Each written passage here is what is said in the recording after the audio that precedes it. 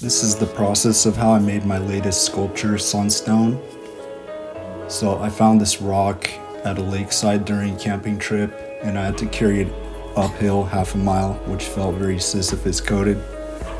And I immediately knew that I wanted to do some type of sun on it. And once I had the idea, I just went for it and started creating the outline.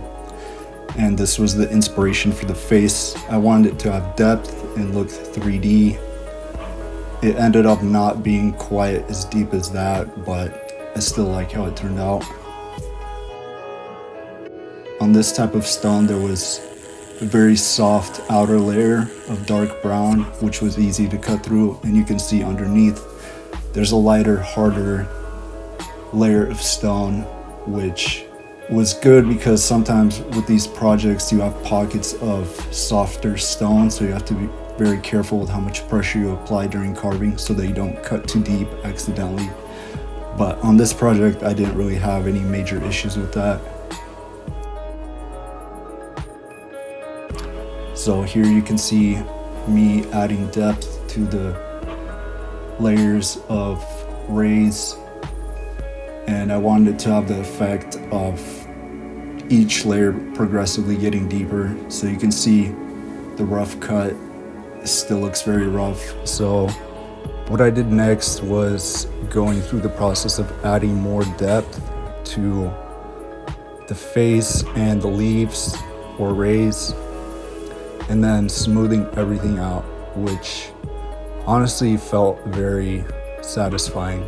This part of the process was probably my favorite, but it also took the longest because you can see that each layer of the leaves has to go deeper.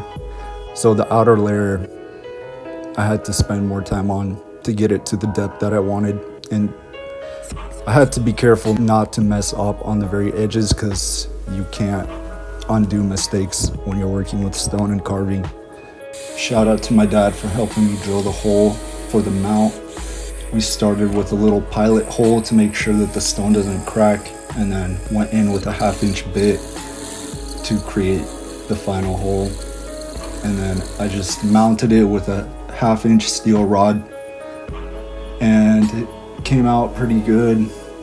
Originally I wanted to leave the stone as it is, natural, so this is me applying mineral oil to it, which adds a nice glossy look to it.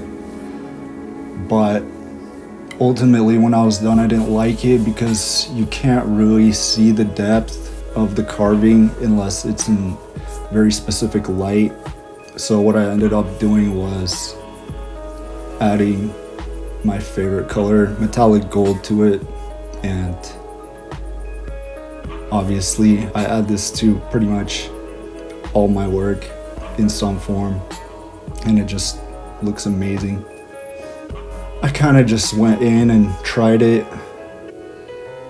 and figured if I didn't like it, I could just sand it off, but it turned out looking really good, and so I kept it that way. And that's how the final product turned out. Let me know what you think in the comments.